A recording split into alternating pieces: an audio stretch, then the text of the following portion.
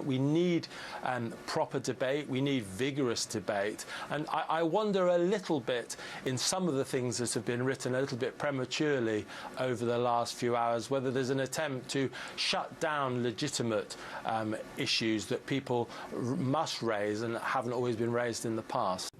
What do we know of Thomas MAIR? Did friends or family miss clues that could have saved Joe Cox? His neighbours said he led such a singular life, conversation only ever revolved around the garden and the weather. His mother Mary remarried when he was young. He moved in with his grandmother, but she died 20 years ago. And since then, he's been largely alone, in isolation, and with a history of mental illness. Well, look what we have here. Crisis cast. In a crisis, revert to training. For those that missed it, there was an interesting bit of information that came out of G4S. Not only did this Orlando shooter work for G4S, a company that is the largest on contract shipping these illegal immigrants across our country,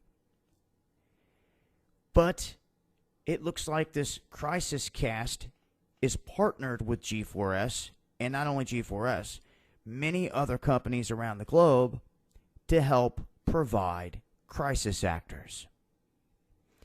For those that just don't want to see it, this is real deal. And one of the things that jumps out at me more than anything is the fact that almost every key witness that we've gone over, including the shooter himself, was involved in acting or directing.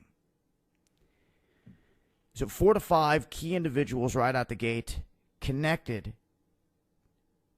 to some kind of acting background, and we come to find out that G4S specializes in active shooter drills. They help you build them from the ground up, the exact situation that we witnessed. Now, I want you to pay attention to their clients here. They are based out of London. But in case you see any of these other agencies involved in anything else, maybe you'll think twice about what's really going on. And there you can see G4S. All these other ones, you may see something.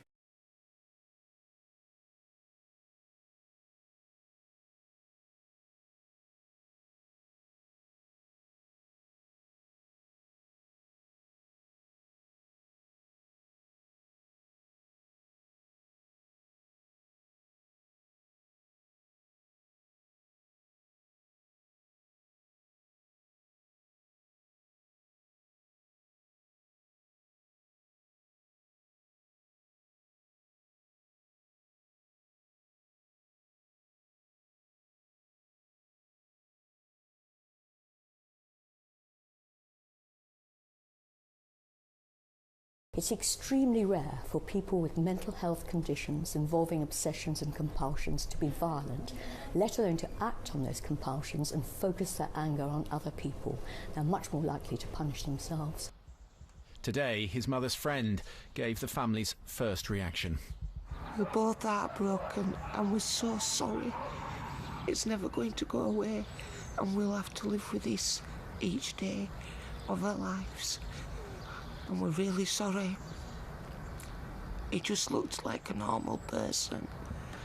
Still can't believe that it's him. I wouldn't have thought he had anything in him, even fighting.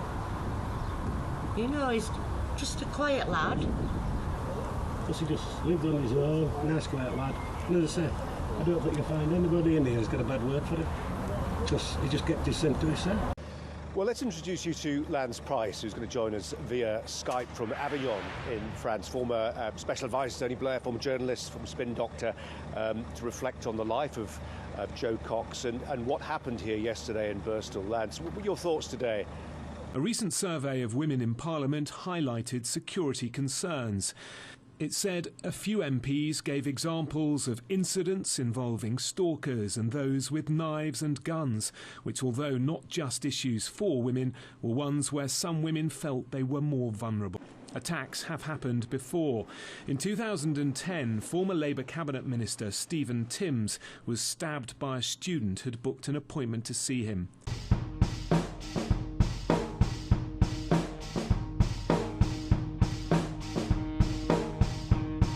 There is like, what was that about, that video? Was it? That was about brainwashing. How do you brainwash? Well, you repeat it. You repeat the same thing over and over again. You know, if somebody's resisting the concept, if you keep fucking repeating it, after 6 times, they'll incorporate it in their brain. They may not agree with it, but repeat it another 1,000 times, they'll start saying it.